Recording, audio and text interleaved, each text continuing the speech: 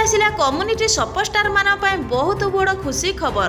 राज्य सरकार कले बड़ घोषणा, सबु अपेक्षार अंत घटिला। कम्युनिटी सुपरस्टार मानकर बकिया और वर्धित दरमा घोषणा करछन्ती राज्य सरकार। आसंतु जानिबा एही वीडियो मध्य केबे मिलिबो बकिया और वर्धित दरमा।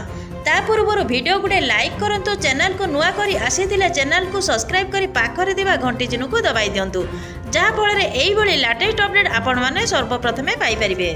कम्युनिटी कैडर सबु अपेक्षार आज अंत घटिला।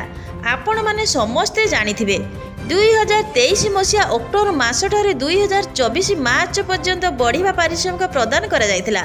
तो दुख परित्यागर विषय ता भितर दीर्घ 9 मास बीती जाइतिले मध्य सरकार पक्षर कौनसी पारिश्रमिक प्रदान करा जाय नथिबारु सदस्य मानक महल रे असंतोष प्रकाश पाइछि। सरकारी योजना को तृणमूल स्तर में पहुंचाइबा को एही महिला माने सहयोग करिथांती। राज्य सरकार सेथिपाई ताको पारिश्रमिक प्रदान करि आसुतिले, हेले सरकार बदलिया परे 8-9 मास हेले सेमानको दरमा मिलु नाही, जहाको नै कम्युनिटी सुपरस्टार माने सरकार को निजर दुख जणेबा सह आंदोलन मध्य करिथिले। तारि भितर सेमानक पई राज्य सरकार देइचंती बहुत बड़ खुशीर खबर।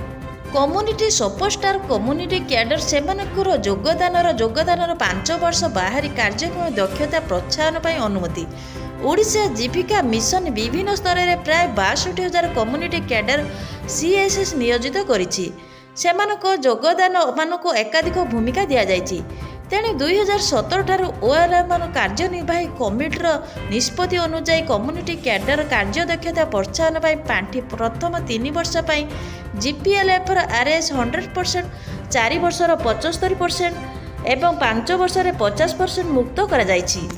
जीपीएलएफ गुड़िक 4 वर्ष एवं 5 वर्ष यथाक्रम 25% एवं 50% निज पांठि 5 वर्ष समाप्त होगा पर 100% फांका पांठि पूरण करने को हेबो। व्यतीत राज्य सरकार अनुमोदन अनुଯାୟୀ ସେମାନଙ୍କ ପ୍ରଦର୍ଶନ ପ୍ରୋତ୍ସାହନ ପାଇଁ ଏକ ନିର୍ଦ୍ଦିଷ୍ଟ ରାଶି ପ୍ରଦାନ କରାଯାଇଛି।